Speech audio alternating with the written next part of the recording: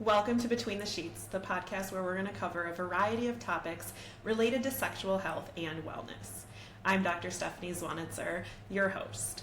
I'm a nurse practitioner and have been in practice since 2017. I have my Doctor of Nursing Practice degree, and I specialize in urology and sexual health. I am so excited to explore all of the various topics related to sexual health and wellness with you in a fun, spicy, educational, and non-judgmental manner. So come on, let's get between the sheets. Welcome back. Today we're going to talk about sexually transmitted infections, common STIs, and the conversations that you should have around them. First of all, we need to talk about getting tested. You should be tested between every partner, when asked by your partner to get tested, and when a partner tests positive for an STI, you should also get tested. You should talk about STIs with your partner and disclose whether or not you have any STIs before you ever have any intimate contact. You want to talk to them every time you get tested. Let them know that you still are okay or that something came up. And if anybody starts having symptoms, you should definitely tell your partner, like, hey, let's pause this for a hot minute. Let me go get tested, make sure everything's okay, and then we'll resume. No big deal. They happen. That's why they're called common. And it's just one of the things that if you're sexually active in today's world, you're going to deal with if you are having multiple partners. And it's just something we need to know about. So let's dive in. The most common sexually transmitted infection is chlamydia.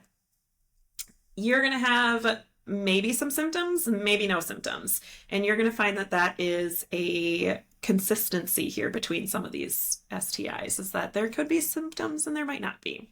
For chlamydia, the most common is no symptoms, but it can be discharge from the penis or the vagina. It can also be pelvic or genital pain and pain during sex. So if you're having any of those symptoms, you want to go get checked out. You pee in a cup. Men, you can get a swab if you don't pee in a cup for us. You can, long term, if you don't get this treated, have reproductive issues and damage to some organs down there. So you definitely want to get tested because the treatment's super easy. Take an antibiotic, all done. No big deal.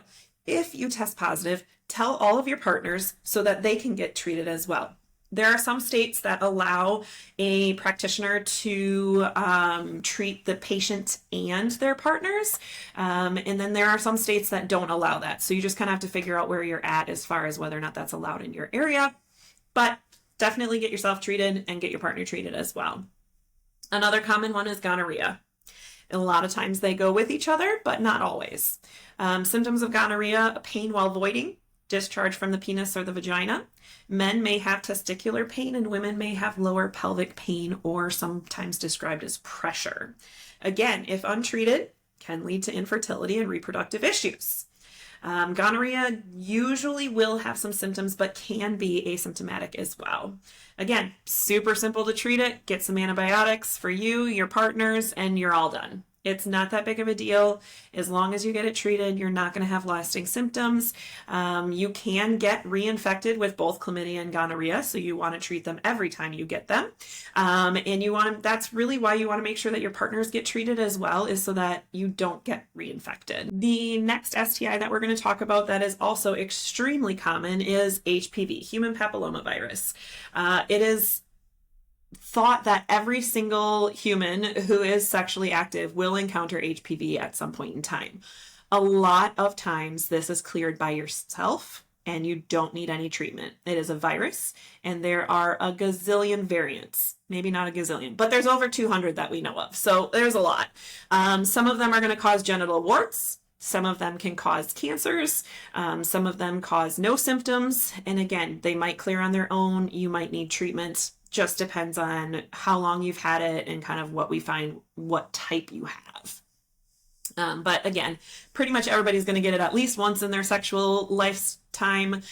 So really nothing to be embarrassed about. Just need to educate yourself and your partners to make sure that everybody stays healthy.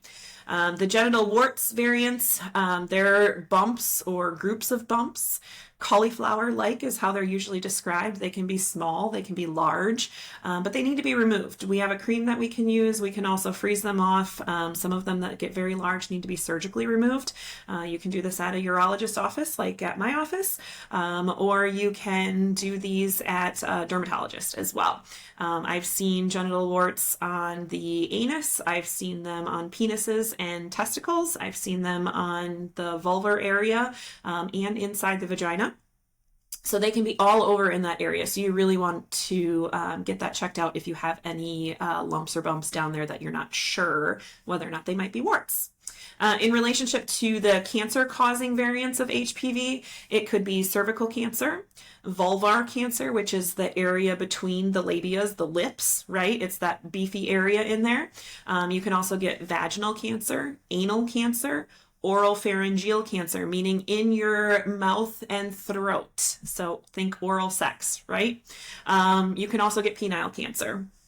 There is a vaccine that is most specific for the cancer-causing strains. It does also cover some of the wart-causing strains, and it can reduce the cancer risk by about 90%. So if you have not gotten the vaccine and you are sexually active, please get the vaccine. There are some stipulations the older you get, but it is very important to get it. It is a pretty safe vaccine, as all vaccines. There are some risk factors, and so definitely make sure that it's right for you, but I do recommend it if you are sexually active. For cancer screening, there really isn't a whole lot of screening for the various cancers except for cervical cancer. Make sure that you ladies are getting your pap smears with the HPV testing.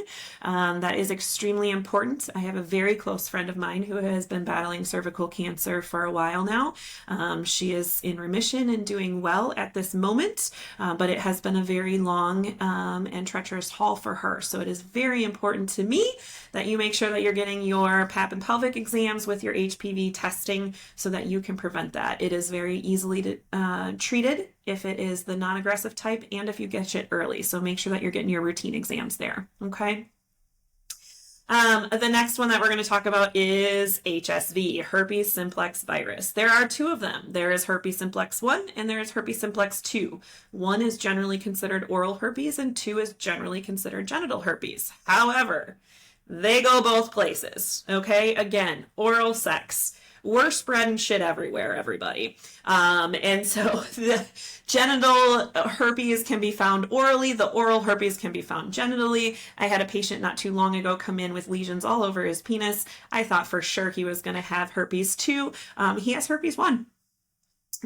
It's very easily treated if you do get it to get them under control. Yes, we all know there is no cure for herpes. There is also really nothing wrong with having herpes, okay? You might get a couple of outbreaks early on. There are few people who are susceptible to outbreaks throughout their life. Most of the time it's when you're stressed or there's big life changes or you are somehow otherwise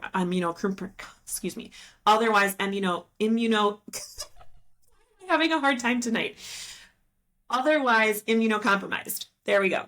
And so just like how you might get shingles, you can get a herpes outbreak, but we can treat it with some valcyclovir or acyclovir and get you feeling better really quickly. There are no long-term effects of herpes, oral or genital. Again, you might get some outbreaks, but there is no long-term damage. There is no cognitive changes. There is no organ changes. It's really just you may or may not get outbreaks. It is a virus that can lay dormant for years and years and years and never cause a problem and then raise its head when you're immunocompromised, or you may never know you have it.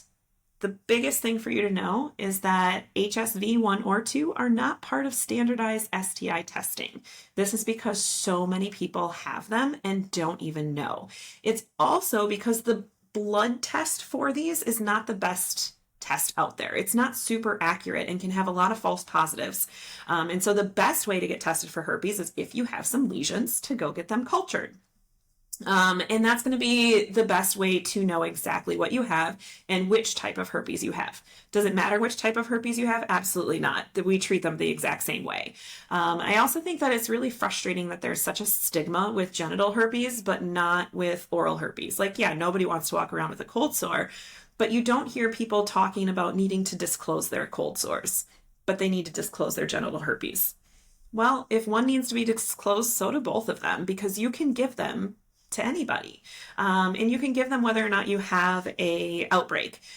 The good thing is that it's not super easy to give it. It's about a 10% risk per year of having sex with someone with herpes simplex to get the virus and to transfer it. If they are on one of the prevention medications, it gets you down to less than 1% risk of transferring it, or about 1% risk. I think it's 1.09 or something in the most recent research. So it is important to disclose the information, but you might be having sex with a person who just hasn't been tested for it in a long time, and they're a person who doesn't get outbreaks. They might have it too.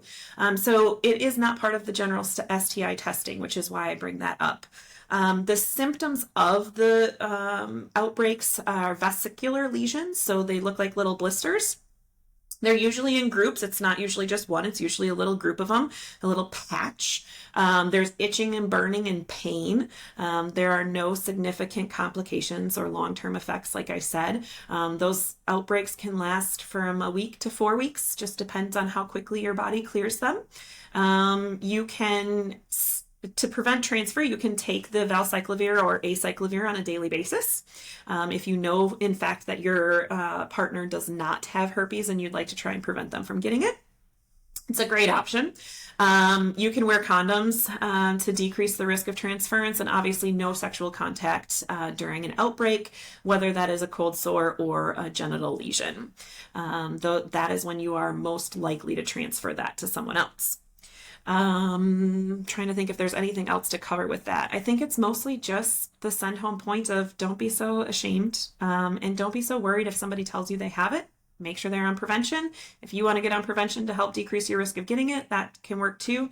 But just a reminder that whether it's oral herpes or genital herpes, you do have that responsibility to tell your partner that. The next one we're going to cover is syphilis.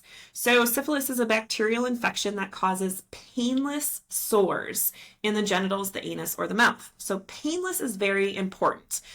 The lesions that you're going to get with certain other diseases like herpes, those are painful, or they're itchy, or they're burning. These with the syphilis are painless. Other symptoms can be enlarged lymph nodes. You want to get this treated as quickly as possible. If you have a lesion and it is painless and you kind of feel funky, go get tested and make sure that that's not it. There are long-term complications of syphilis if you do not get treated. Treatment is antibiotics. It's a short course if you catch it right away. It's a longer course if you haven't. So primary syphilis, painless sores, genitals, mouth, anus, and maybe some enlarged lymph nodes in the pelvic area. Secondary syphilis, if you don't get it treated right away, it develops into kind of flu-like symptoms. Weight loss, hair loss, you can get more painless sores and rashes, you can get fever, swollen lymph nodes, muscle and joint aches, fatigue, so it gets kind of icky. Your treatment, again, antibiotics, just going to be a little bit longer course. Syphilis can go latent. It can stay in your body for years and years and years when you don't even realize it's there if you never got it treated in the beginning. However, it is doing damage. So you really do want to get treated for this, okay? This is part of the standard STI testing because it can cause so many problems. And a lot of people think, oh, I just had a cold or a flu, and they don't get tested, they don't get tested and they don't get treated right away. So then they have problems down the road. So it is one that is part of the standardized testing. So if we did miss it in primary or secondary, we can catch it while it's latent. Tertiary syphilis is the scary one. It's the one that's been around for so long that you've had permanent damage at this point. You have cognitive changes and personality changes sometimes. You can have permanent organ damage like hearing and vision loss. You can get numbness or paralysis. You can have a stroke or other cardiovascular diseases and even death. Again, even in tertiary, antibiotics are the treatment, but it's going to be a lot longer and possibly not able to get it under control if you wait that long. So make sure you're getting your regular STI testing so we can rule out syphilis for you. If you happen to have a painless sore, go get tested. The next sexually transmitted infection we're going to talk about is trichomonas. It is an infection caused by a protozoa. Both men and women can get it, although it is more prevalent in women. For women, the symptoms that you're going to get are a white to gray vaginal discharge with a fishy smell, and it smells pretty fishy. You might get some vaginal spotting or bleeding, some itching and burning of the perineal area, frequency and urgency of urination, and pain with sex. Men, you're going to have a discharge coming out of your urethra, the hole in your penis, burning with urination or ejaculation, and the frequency and the urgency of urination. Treatment is going to be an antiprotozoal like metronidazole or Flagyl. It's a great medication. It does a really great job. Do not drink alcohol while you are on it. And then one of the biggest ones, obviously, that we need to touch on because it has so many symptoms and long-term effects is HIV and AIDS. HIV became such a big thing back in the 80s, so we've all heard about it, we know about it. Full-blown HIV with a very low T count is AIDS. So same disease process, just further along in the process or not. It is a virus, there is no cure, but there is really great treatment out there. Treatment is doing amazing things now. Patients used to have to take 20, 30 pills in a day. Now they can take a couple. Some take one. It's pretty amazing. There is also medications for prevention called PrEP for high-risk populations. So that's a really cool thing too. So early onset symptoms of HIV could be a rash, weight loss, diarrhea, night sweats, fatigue. You might have a shingles outbreak or get pneumonia. A lot of patients will get sores in their mouth and throat or thrush, which is a yeast infection in the mouth. You might have fevers and swollen lymph nodes. So definitely if you're having those symptoms, get checked. HIV is part of the standard STI testing, so you certainly should be getting tested every time that you have your routine testing done. Prevention I mentioned is PrEP for high-risk individuals, and then of course condoms for everybody. So treatment is antivirals. Some patients also will take prophylactic antibiotics to prevent possible infections like pneumonia, especially when their viral count is high. And so that's really important that they keep that monitored. There are specialists that they go to for treatment, but definitely prevent that and get your regular testing for that. Finally, the last one we're going to talk about is hepatitis B. Hepatitis B is a viral infection which causes inflammation of the liver. There is a vaccine to prevent this, so please go get the vaccine. Symptoms of hepatitis are sometimes none.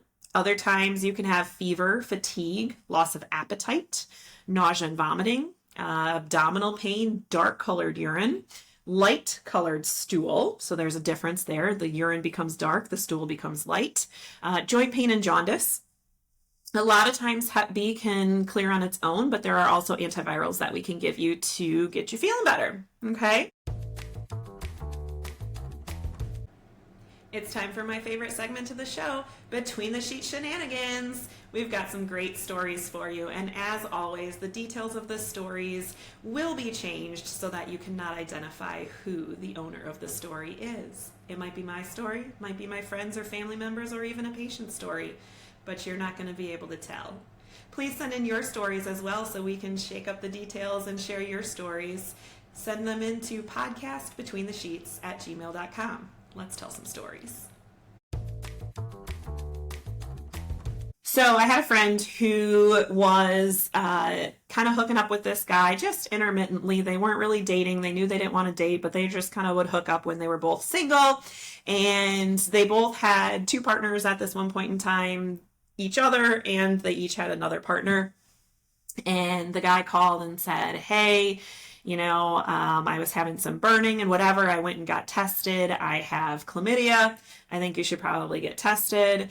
And she was like, okay, sounds good. And he's like, I really think that you got it from this other guy. He seems like he's running around, like the stories you've told me about him, whatever. And she was like, yeah, it's possible. Like, who knows, And so she did not get tested. She just went ahead and got treatment from her provider who was willing to do that because she had a partner that tested positive.